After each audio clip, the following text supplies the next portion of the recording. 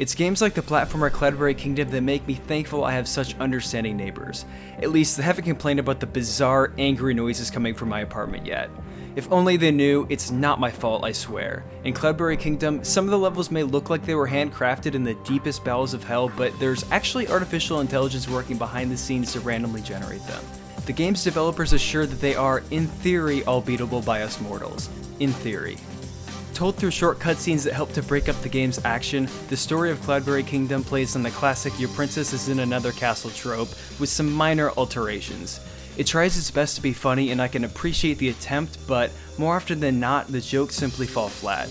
All you really need to know is that Hercules himself, Kevin Sorbo, voices the protagonist, and that thankfully, it's the mechanics, not the story, that truly matter in a game like this. While Cloudberry Kingdom eventually ramps up the challenge to insane heights, things actually start out pretty easy. Early on, you'll soar through levels in a matter of seconds, stopping only to pick up the occasional gem you missed in your mad dash to the exit. Should you happen to fall to your death or brush up against a spike trap, it's not a big deal.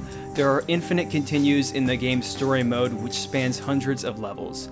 At first, your character only has a single standard jump to work with, but eventually new gimmicks are swapped in and out again on a regular basis. In some levels, you'll even play as a side-scrolling spaceship. While there's a bit of a learning curve to these character types and they aren't all consistently well implemented or even fun to play as, on the whole, they work. Beyond the main story levels, there are a few other modes if you're looking for a slightly different experience. In Time Crisis, a timer is constantly ticking down as you weave through levels and collect gems that add back to the clock. There's also this insane mode where 3 separate abilities are applied to your character at the same time, and it's good for a few laughs, but unfortunately it doesn't have much staying power. Overall, I found myself mainly using these extra modes as a break from the main story levels. By the time I got around to really digging into free play, where you can customize nearly every aspect of a level, my interest began to wane. The art style of Cloudberry Kingdom is at best inconsistent. At worst, it's flat out ugly. I wasn't a fan at all of the character or trap designs, though I'll admit a select few elements like the background art, they end up looking pretty good. But then there are the cutscenes, which take this really strange papercraft approach that's unique, but not necessarily in a good way. While the visuals don't bring the game down by any means, they certainly aren't doing it any favors.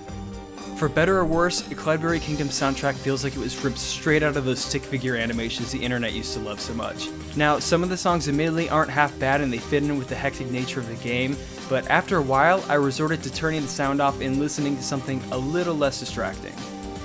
If you're searching for the next great platforming challenge, Cloudberry Kingdom is worth considering. Yeah, it's not much to look at, and there's a general lack of polish in some areas, but the foundation is solid, and the way it randomly generates levels is impressive. The game is at its absolute best when you're narrowly escaping death on the harder difficulties, so if you're one to easily get frustrated, stay far away. Otherwise, come in with proper expectations and a co-op buddy or two, and you're in for a decent little title.